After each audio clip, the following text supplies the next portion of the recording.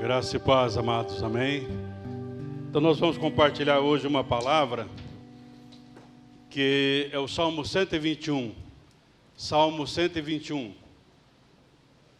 Nós temos um propósito, né, de estarmos... As crianças poderão estar indo para suas salas também, né? As crianças vão estar sendo ministradas, vão estar realmente aprendendo um pouco mais de Jesus, dentro da linguagem delas, né?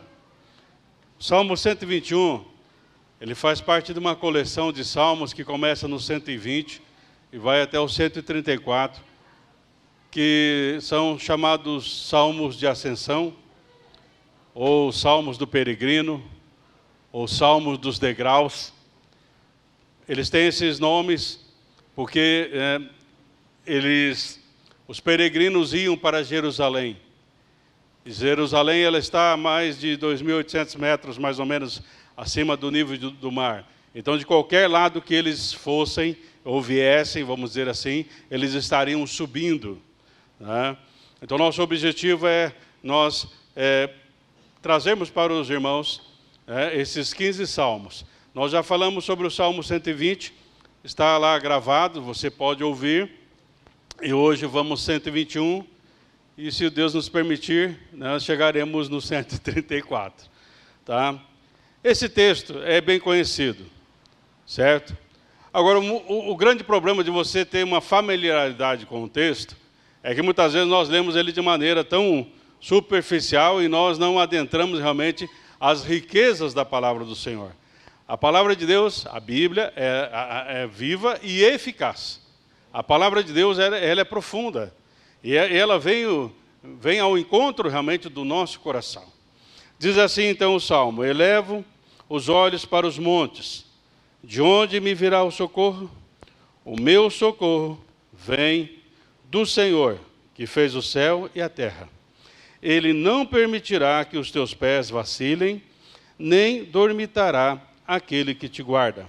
É certo que não dormita nem dorme o guarda de Israel. O Senhor é quem te guarda. O Senhor é a tua sombra à tua direita.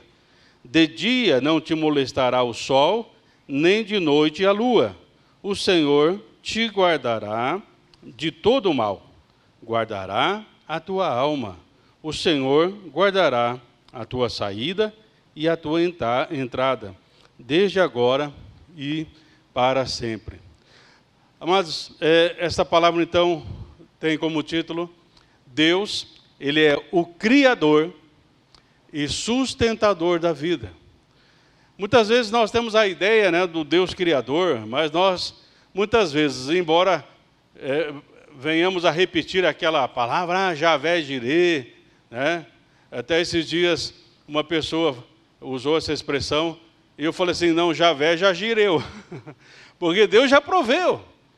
Deus, Ele é o Deus provedor, mas Ele já proveu realmente aquilo que é necessário para que nós tenhamos vida e vida com abundância.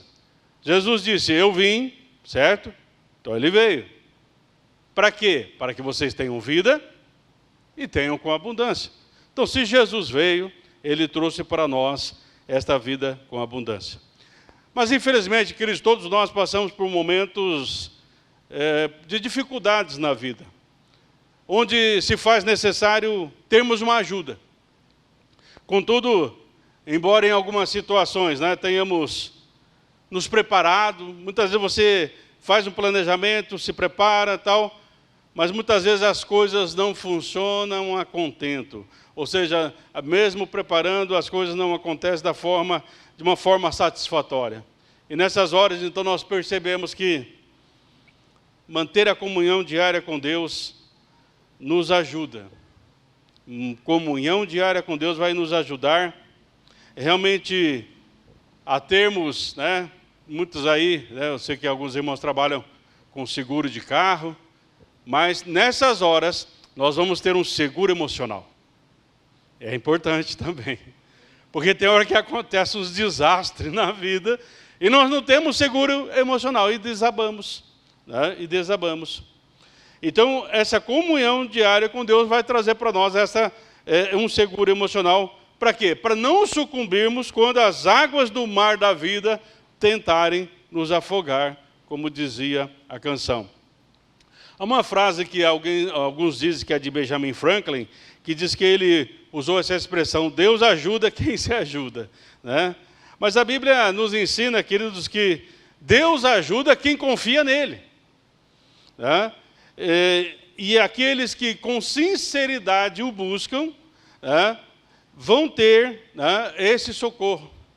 Porque é uma canção, um hino antigo que diz, né, o hino, né, Castelo Forte, que o socorro do homem é vão. Vão é o socorro do homem, diz Martim Lutero. O Salmo 121, que eles nos fala sobre confiança em Deus, no seu cuidado, na sua divina providência. E aqui, como nós já falamos, é o Salmo de Ascensão, do peregrino, que está indo para Jerusalém, mas podemos trazer para nós, porque somos peregrinos também. Nós estamos caminhando para os céus, nós estamos caminhando para estar em uma perfeita comunhão com Deus. Nesse texto, queridos, começa dizendo assim: elevo os meus olhos para os montes, de onde vem o meu socorro? Olho para o monte. Tem uma tradução que diz assim: eu olho para o monte e me pergunto de onde me virá o socorro. Mas quantas vezes, diante de uma situação difícil, diante dos problemas da vida, nós paramos e começamos a nos questionar essa conversa interior. Esse texto começa, o salmista está conversando com ele mesmo. E agora, José, o que eu faço? De onde vai vir o socorro? Como eu me livro dessa? Como que eu posso escapar disto? Mas uma das coisas que chama a atenção aqui, queridos, que nós precisamos, quando ele diz eu olho para o monte, ele está dizendo de certa forma assim: eu não estou fixando os meus olhos nos problemas. Porque nós temos uma tendência, quando temos um problema, ficarmos fixos no problema. Mas o salmista, ele consegue ver além dos problemas. Ele consegue ver além das circunstâncias. Ele consegue ver além daquelas situações emblemáticas que a vida trouxe para ele. Ele consegue elevar os olhos. Aqui, então, essa palavra levanto, no grego nachar, significa assim: eu tiro os olhos dos problemas e coloco os meus olhos no Senhor. É o que diz lá em Hebreus: olhando firmemente para o autor e consumador da nossa fé. Então, o que nós aprendemos já como peregrinos, queridos: não foque o problema, não foque as dificuldades, não foque aí este mundo e suas mazelas, continue olhando para o Senhor. Desde o Antigo Testamento, o Senhor fala: não se desvie nem para a direita nem para a esquerda. Fixe, não perca o foco. E o salmista aqui, queridos, com a confiança em Deus, ele consegue elevar os olhos. Porque muitas vezes os problemas nos fazem abaixar. E nós passamos a olhar na dimensão do chão. E passamos a olhar e começamos a ficar ensimesmados. E aí então vem a autopiedade. Aí vem todos aqueles pensamentos negativos. Mas o salmista não, ele eleva os olhos. Fala: de onde me virá o socorro? Mas aí ele mesmo responde. Porque ele tem comunhão com Deus. Então eu tenho que aprender a levantar os meus olhos, olhar além das adversidades. E aí então eu vou ver que Deus, como diz o Salmo 41, Deus é o nosso refúgio e fortaleza, socorro bem presente nas angústias. Mas se eu não elevar o meu olhar, não levantar os meus olhos, eu não vou perceber a realidade do Salmo 46. Deus é refúgio e Ele está muito próximo. Mas se eu continuar olhando para o chão, eu não vou ver o Senhor que está ao meu lado. Mesmo que o nosso coração perceba algumas coisas diferentes, como os discípulos no caminho de Emaús, os nossos olhos precisam ser abertos e focar no Senhor. No Salmo 46 diz que o Senhor é refúgio. E essa palavra refúgio tem a ideia, refúgio das tempestades, dos perigos, das falsidades. Ele é fortaleza, Ele é força, Ele é realmente aquele que nos sustenta em cada momento. E a palavra socorro significa que Ele está presente em todo o momento. Porque muitas vezes vêm as angústias, queridos? E sabe, queridos, um conceito da palavra angústia é excesso de pensamentos negativos. Pode provocar danos físicos e mentais. Um outro conceito de angústia é perda da paz interior. Por isso o apóstolo Paulo fala assim: a paz de Deus conservará o seu coração e sua mente. Agora, quando eu perco de foco a paz de Deus, queridos, e a paz com Deus, as angústias vêm. Há um autor, Josh Mood, ele diz o seguinte: a natureza não é a solução, ela aponta para a solução. Olhe para Deus que criou os montes, Ele nos criou e Ele também nos sustenta. Então o salmista, ele olha para os montes, mas ele vai ver, né, como diz o português, atrás dos montes. O que está por trás. E sabe, queridos, quando nós aprendemos a olhar dessa forma, há um hino que diz assim: quem dos meus braços pode arrancar-te? Seguro sempre te guardarei. Amados, nós temos que aprender que nós servimos ao Deus Todo-Poderoso, o El Shaddai. Nós falamos isso, El Shaddai. Queridos, mas essa palavra, ela é assim, tão forte.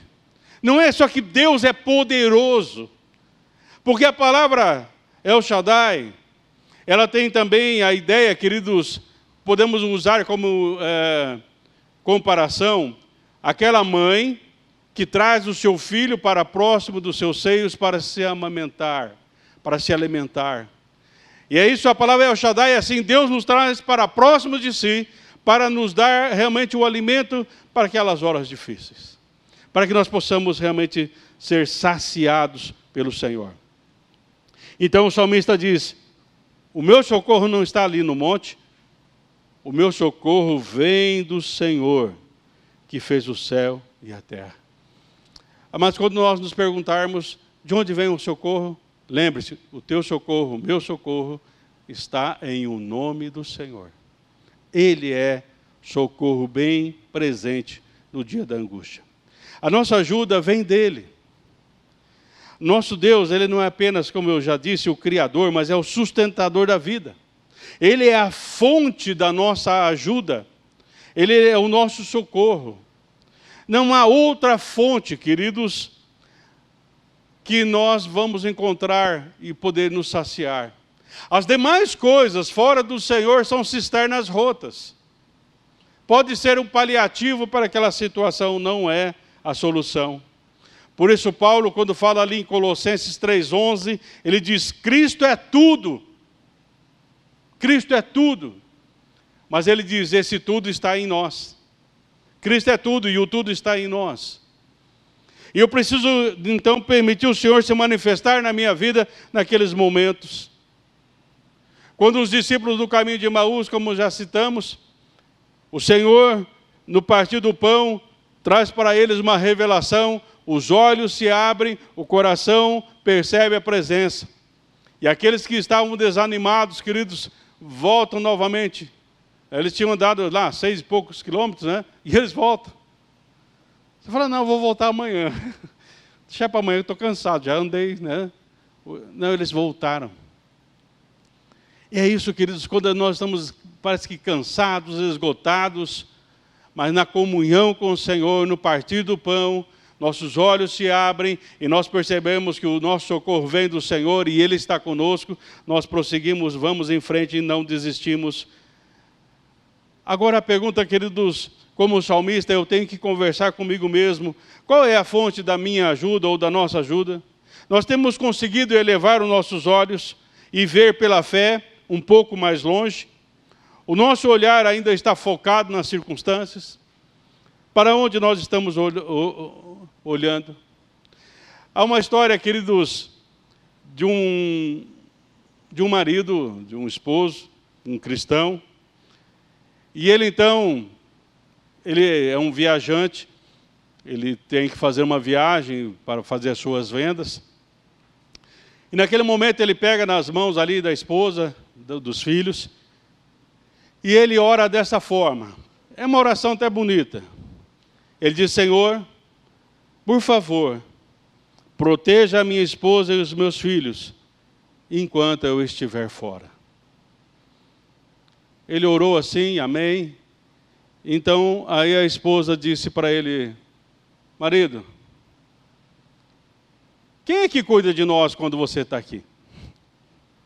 Porque você está pedindo para que Deus cuide de nós enquanto você está fora. Você acha que é você que cuida da família? Ou é Deus? Sabe, mas muitas vezes nós falamos: Senhor, cuida desse aqui, enquanto eu vou fazer outra coisa. Amados, Deus tem que ter o nosso tudo, ou Ele não vai ter nada. Quem você acha que protege você? A sua casa? Quem é que cuida dos seus negócios? Nós somos apenas mordomos, queridos.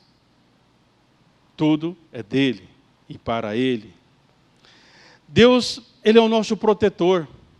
Aqui no versículos 3 a 6, né, diz assim: Ele não permitirá que os teus pés vacilem. Amados, isso aqui aconteceu com Asaf. Quando você lê o Salmo 73, ele começa, perceba uma coisa, ele fala assim: eu comecei a olhar os ímpios, como eles prosperam, como eles crescem, né? Os ímpios, né? Como vivem, o que comem. Né? Eles começaram essa ideia. E ele fala assim: eu quase escorreguei. Meus pés quase vacilaram. Mas quando nós começamos a olhar circunstâncias, deixamos de olhar e elevar nossos olhos para o alto, nossos pés quase vacilam.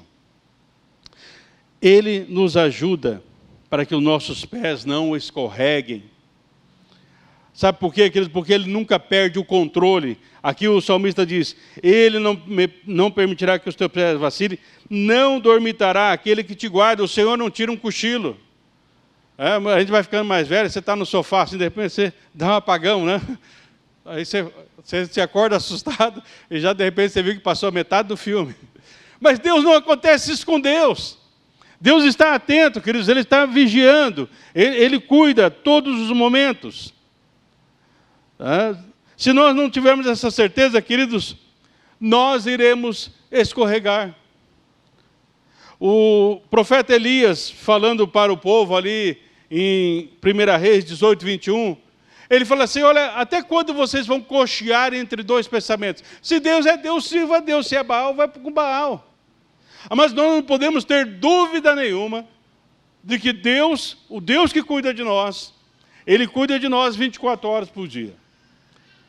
Todos os dias, semana após semana, mês após mês, ano após ano. Deus é que cuida de nós. Como Deus que Ele sustentou aquele povo no deserto por 40 anos. É o mesmo Deus que cuida de nós. Talvez até por mais anos. O pastor Eduardo já é bastante anos que Deus cuida dele. Mesmo antes dele se converter, Deus já cuidava pela graça. Amados, nos 15 salmos de ascensão, como falamos, né, do 120 ao 134, nós vamos encontrar essa expressão Yahvé, ou Javé. Esse nome, queridos, fala de uma relação de aliança de Deus com Israel. Como diz aquela canção, nós cantamos também: Deus de aliança, Deus de promessa, Deus que não é homem para mentir.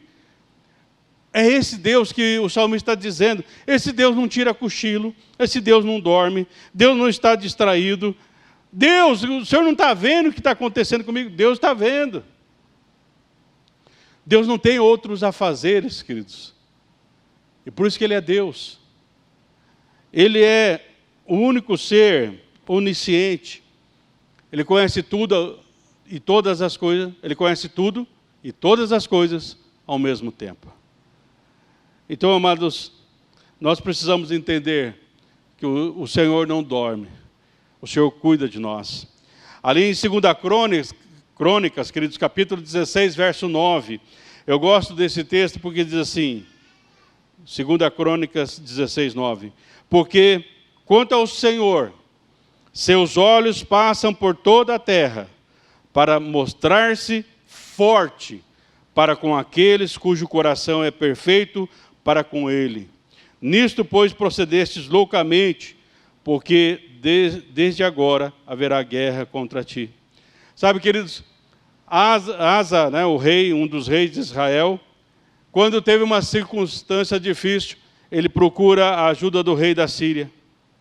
Ele pega, e é aí que está, querido, ele pegou o tesouro da casa do Senhor para fazer negócio. Por que não pegou o tesouro dele, né? É interessante isso.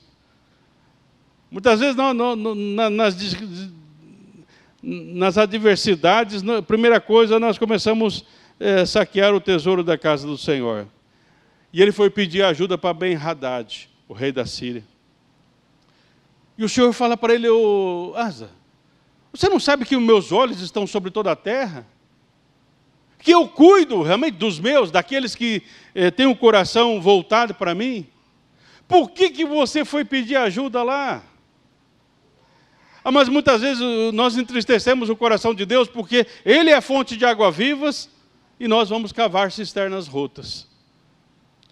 Em Jeremias 1,12, queridos, diz assim: eu velo para que a minha palavra se cumpra. Quer dizer, eu estou acordado para que minha palavra se cumpra. Essa expressão pode ser para que minha palavra se realize, para que minha palavra faça aquilo que lhe aprouver. A minha palavra vai colocar em ordem as circunstâncias. Mas nós precisamos acreditar na palavra do Senhor. Eleve os seus olhos, acredite na palavra do Senhor. Mas nós temos aquela história do centurião, que vai pedir para o Senhor curar lá. Um texto fala que era um servo, outro texto fala que parece que era o filho. Não importa se era o filho ou se era o servo. O importante é que aquele homem, que eles demonstrou uma fé, e Jesus elogia este homem pela fé, porque ele fala: Senhor, uma palavra só é suficiente. Diz uma palavra e eu creio que a tua palavra vai ser suficiente para trazer cura para o meu servo. Mas quantas palavras nós temos aqui? Mais de 1000 capítulos. Nós temos os evangelhos, nós temos salmos, nós temos provérbios, nós temos o Novo Testamento, o Antigo Testamento. Mas, amados, o que acontece é que, porque muitas vezes a nossa casa cai, porque o Senhor diz ali no Sermão da Montanha, no finalzinho, nossos pés escorregam porque nós não somos ouvintes e praticantes da palavra. E é por isso que a nossa casa não está sobre a rocha, está sobre a areia. É lógico que é muito mais fácil você cavucar na areia do que na pedra. Dá mais trabalho. Mas também, queridos, dá mais segurança. Será que nós não estamos sendo apenas ouvintes e não praticantes da palavra? Mas quando nós ouvimos e praticamos a palavra, o Salmo 4, verso 8, traz para nós, ele é um calmante. O Salmo 4, 8 diz: em paz me deitarei e dormirei, porque só tu, Senhor, me faz habitar em segurança. Eu vou deitar, eu vou dormir. A palavra diz: aos seus amados ele dá enquanto dorme. Mas, sabe, quando eu vejo essa palavra, eu lembro quando o Mateus ele era pequeno, ainda, né? Toda criança tem aquela hora do soninho, né? A hora do soninho. Aí a criança vai dormir e a mãe fala assim: agora eu vou lá lavar a louça, né? Eu vou lá arrumar não sei o quê. Ele está dormindo. Mas eu vejo essa cena, eu falo assim, Deus fala assim: Gabriel, o que o Silvio está fazendo? Ele está na hora do cochilo. Então tá bom, agora eu vou trabalhar, porque agora ele não vai me atrapalhar. Porque muitas vezes, queridos, não estou dizendo que a criança atrapalha, mas muitas vezes ela não nos deixa trabalhar como nós deveríamos trabalhar. E muitas vezes Deus espera você dormir para você não atrapalhar. Um dia um irmão, ele orou uma oração que até hoje eu faço essa oração. Esse irmão, na sua simplicidade, ele falou: Senhor Jesus, me ajuda a não te atrapalhar. Querido, se você não atrapalhar Deus, você já está fazendo uma grande coisa. Porque nós, principalmente nós como brasileiros, gostamos de dar um jeitinho. ouça e pratique a palavra, e a sua casa será sobre a rocha, e você estará aprendendo a olhar além do monte, e aí então você vai poder dormir tranquilo, porque o Senhor te guardará em segurança. Deus está sempre perto, é o que diz o versículo 5 do Salmo 121. O Senhor é quem te guarda, o Senhor é a tua sombra à tua direita. Amados, quando eu estava meditando sobre isso e pesquisando sobre isso, queridos, é interessante como Deus ele pensa nos mínimos detalhes, porque muitas vezes nós falamos assim, Ele é a tua sombra à tua direita, e aí eu falo assim, o que isso significa? Então nós temos que entender, os peregrinos estão indo para Jerusalém, e quando eles estão caminhando, eles estão indo numa direção aonde o sol bate com mais intensidade. Sabe aquele caminho onde não tem sombra? É o momento onde esquenta mais. Então é isso que o salmista está dizendo. Nas horas mais difíceis da vida, a hora que a chapa esquenta, essa é a minha versão, tá? A hora que a chapa esquentou, saiba, Deus está com você. Ele não está dormindo. Senhor, o Senhor não está... Deus está ali, Deus está bem do lado. Mas Deus está tão próximo de nós que nós muitas vezes não conseguimos perceber. Deus está tão próximo. E é isso que o salmista está dizendo. Quando as coisas esquentam, Deus traz a sua sombra. Deus manifesta a sua presença. Deus restaura realmente a minha vida. O Senhor é sombra, Ele é proteção. Davi, no Salmo 16, verso 8, diz: tenho posto o Senhor sempre diante de mim, porque Ele está à minha direita, não serei abalado. Mas então, não é se o sol vai esquentar, porque tem vezes que as coisas esquentam. A pergunta é, será que como Davi, eu tenho posto o Senhor sempre diante de mim? Sempre. Os viajantes, queridos, eles enfrentavam muitos perigos ao longo do caminho até chegar a Jerusalém. Aí no versículo 6, queridos, nós temos também essa ideia. De dia não te molestará o sol, nem de noite a lua. Aqui é uma expressão, queridos, merismos. O que é esse merismos? É duas partes, né, que se contrastam. Para você entender o merismo, é assim, eu procurei em todo lugar. Né? Já ouviram isso? Eu procurei de cima e embaixo. Não é assim? Já ouviram essas expressões? Isso é merismo. O que o salmista está dizendo para nós é isso aqui, queridos. De dia não te molestará o sol, nem de noite a lua. Quer dizer, não importa a circunstância, Deus está em todas elas.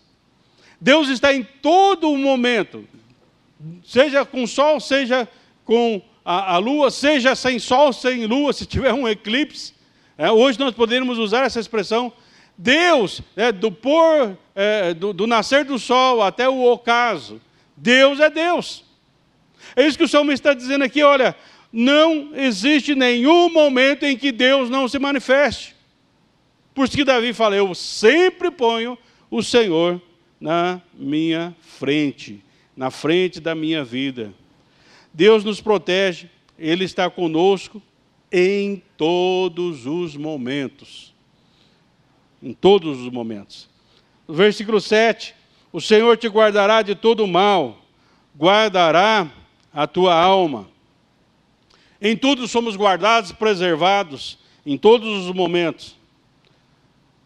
Mas não significa que não teremos problemas na vida. Mas é que o Senhor está conosco todos os dias, até a consumação dos séculos. Nada do que acontece em nossa vida passa desapercebido aos olhos atentos do Pai Celestial. Há uma frase, queridos, que eu gosto muito. Não é bíblica, mas eu gosto quando o autor diz assim: se eu acreditar que Deus está comigo, porque a palavra diz isso, jamais estarei sozinho. Nós somos peregrinos, mas nunca caminhamos sozinhos, porque o Senhor caminha ao nosso lado. O Senhor guardará a tua entrada e a tua saída, desde agora e para sempre. Deus abençoará, queridos, entrada e saída. Ele vai nos cercar, como diz o Salmo 139, cercas o meu andar e o meu deitar, e conhece todos os meus caminhos. Em outras palavras, Deus faz, ou Ele quer fazer, parte do nosso cotidiano. Será que nós temos realmente a certeza, queridos, de que Deus está fazendo parte do nosso dia a dia? Há um autor que diz uma frase, queridos, um pensamento, ele diz assim: compreendo pessoas que se entristecem pelas graves dificuldades que têm de suportar as adversidades, mas aos poucos se deve permitir que a alegria da fé comece a despertar como uma confiança secreta, mas firme, mesmo em meio das piores preocupações.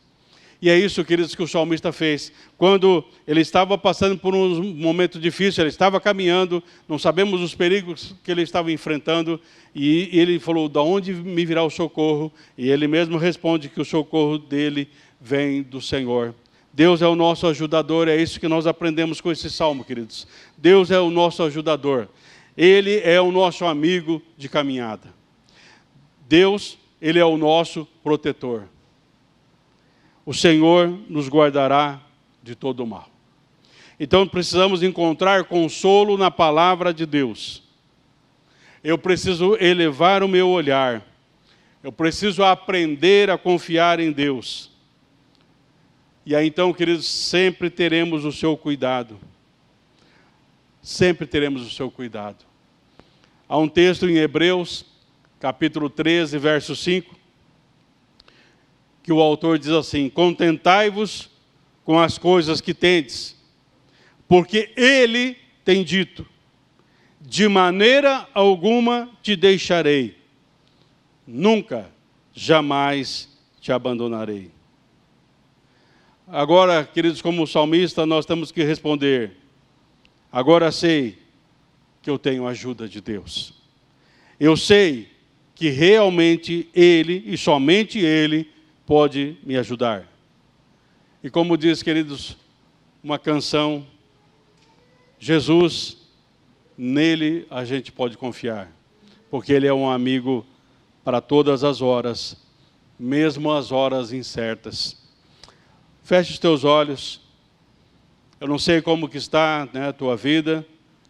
Se você, como peregrino, chegou um momento que as coisas esquentaram, talvez você já está pensando para o ano que vem. É importante fazer planos, mas não esqueça que a vitória sempre vem do Senhor. Paulo, falando à igreja, falava: eu plantei, o outro regou, tal, mas quem dá o crescimento é Deus. Peça ao Senhor que te ensine nas adversidades da vida a aprender a elevar os olhos. Sabe, queridos, muitas vezes na oração nós fechamos os olhos. Aqui o salmista abriu os olhos, olhou aquelas montanhas e falou assim: ah, o meu socorro vem do Senhor que fez aquela montanha. Se Deus fez aquela montanha, se Deus fez uma construção desse universo, o que é o meu problema para as mãos poderosas do Senhor? Ele pode fazer infinitamente mais do que tudo quanto pedimos ou pensamos, conforme o seu poder que opera em nós. Senhor, muito obrigado pela certeza de que ao elevar os nossos olhos vão encontrar com os teus. E vamos perceber nos teus olhos de amor e cuidado que nunca estivemos sozinhos. Muito obrigado, Senhor, porque até aqui temos sido sustentados pela Tua graça. Até aqui o Senhor tem nos ajudado. Amém.